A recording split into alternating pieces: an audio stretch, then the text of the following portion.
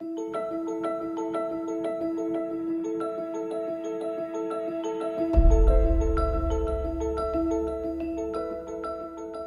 the thing we were talking about this morning was the role of civil society actors in standard setting processes.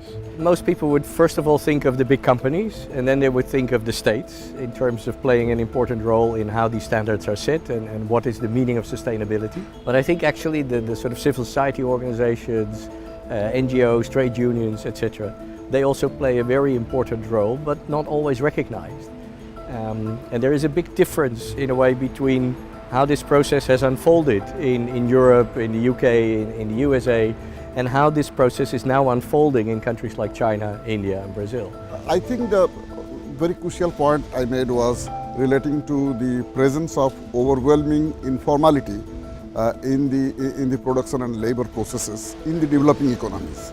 How informality impinges upon a variety of negotiations and varieties of outcomes. In China, probably in some other Asian countries as well, so state has played a very significant role in regulate labor regime. So, but the state policies keep on changing in a very specific political or economic context. From my research perspective was looking at the Indian tea industry and how different actors such as government, civil society and firms have been engaging with both global labour standards, which they've seen come in through the supply chain from European markets, but also how they've kind of challenged those standards through their creation of new standards such as the Trustee Initiative, which was launched in 2013. And this initiative was very much built for the domestic market and was targeted towards Indian consumers, because historically it's always been about European standards and the idea that European consumers care, but actually we're seeing new dynamics happening in these markets as well.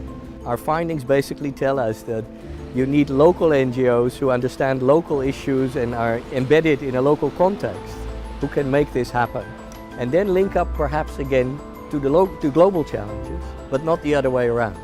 If you look at this topic, that then the results from China, India and Brazil basically show that these are completely different. So this whole idea of that there would be a rising power story and that these countries would be relatively similar in the way that they challenge the rest of the world is nonsense.